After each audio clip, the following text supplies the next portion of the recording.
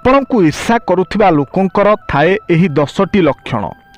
ଆପଣଙ୍କ ସଫଳତାକୁ ସହଜରେ ମାନିପାରିବେ ନାହିଁ ଏବଂ ସଦା ଛୋଟ କରି ଦେଖାଇବେ। ଆପଣଙ୍କ ସଫଳତା ପାଇଁ କେବେ ମଧ୍ୟ ମନ ଖୋଲି ବଧାଇ ଦେବେ ନାହିଁ। ପଛରେ ଆପଣଙ୍କ ବିରୋଧରେ ନିନ୍ଦା କରିବାରେ ଲାଗି ରହିବେ।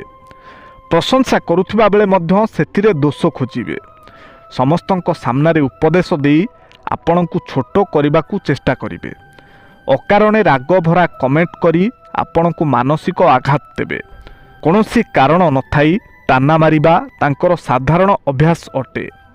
କେହି ଆପଣଙ୍କୁ ନେଇ ମଜାକ କଲେ ସେ ଅତିରିକ୍ତ ଆନନ୍ଦରେ ହସିବେ।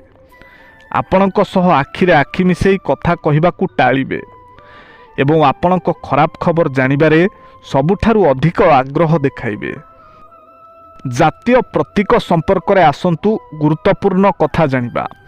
ଜାତୀୟ ପତାକା ତ୍ରିରଙ୍ଗା, ଜାତୀୟ ସଙ୍ଗୀତ ଜନଗଣ ମନ, ଜାତୀୟ ଗୀତ ବନ୍ଦେ ମାତରମ୍, ଜାତୀୟ ପ୍ରତୀକ ଅଶୋକ ସ୍ତମ୍ଭ, ଜାତୀୟ ସ୍ଲୋଗାନ ସତ୍ୟମେବ ଜୟତେ, ଜାତୀୟ ପୁରସ୍କାର ଭାରତରତ୍ନ, ଜାତୀୟ ମୁଦ୍ରା ଟଙ୍କା, ଜାତୀୟ କ୍ୟାଲେଣ୍ଡର ସାକାଯୁଗ, ଜାତୀୟ ମିଠା ଜଲେବି, ଜାତୀୟ ଗଛ ବରଗଛ, ଜାତୀୟ ନଦୀ ଗଙ୍ଗା, ଜାତୀୟ ପକ୍ଷୀ ମୟୂର, ଜାତୀୟ ପଶୁ ବାଘ, ଜାତୀୟ ଫଳ ଆମ୍ବ, ଜାତୀୟ ଖେଳ ହକି।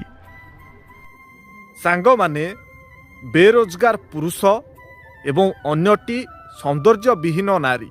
ଆଜିର ଦୁନିଆରେ ସତେ ଯେମିତି ଏମାନଙ୍କର କୌଣସି ମୂଲ୍ୟ ହିଁ ନାହିଁ। ଏମାନେ ଖୁବ୍ ଅବହେଳିତ ଓ ଅସହାୟ।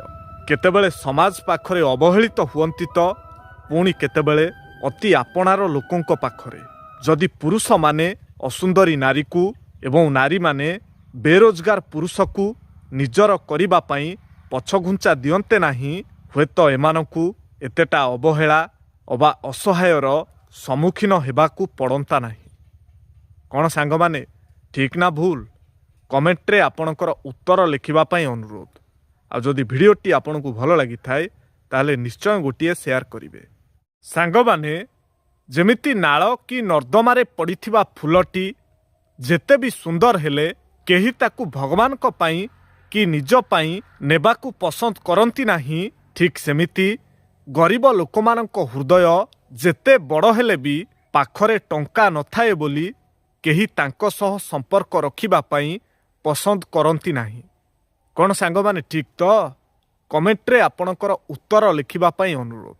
ଆଉ ଯଦି ଭିଡ଼ିଓଟି ଆପଣଙ୍କୁ ଭଲ ଲାଗିଥାଏ ତାହେଲେ ନିଶ୍ଚୟ ଗୋଟିଏ ସେୟାର କରିବେ।